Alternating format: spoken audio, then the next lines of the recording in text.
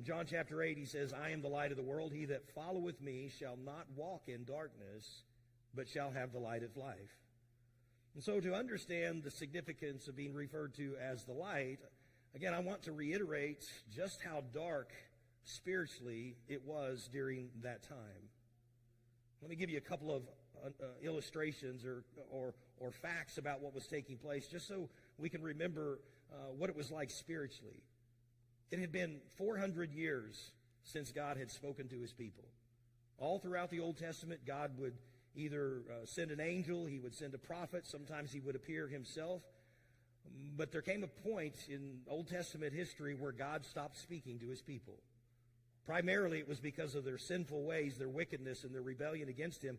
But for 400 years, there was no new revelation from God.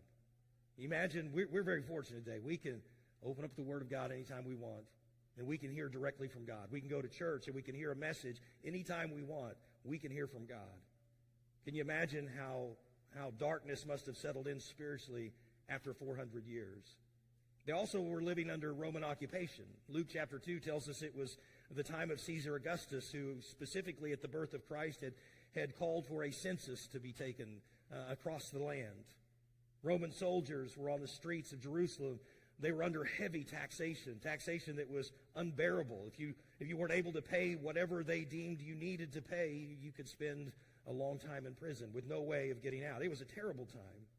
Israel was also filled with division in and of herself. The Pharisees, the religious leaders, were enforcing a religion of oppression upon God's people. Really, they were just taking advantage of that position to gain power for themselves. A group called the Sadducees rejected the Pharisees, but they had their own way of putting power on the people. A group called the Essenes were a holier-than-thou sect, and then you had a group called the Zealots who were trying to overturn all of the religious leadership. So Israel herself was in turmoil. And so when Jesus came, you add on top of all these things, he came in a way that nobody expected him to come.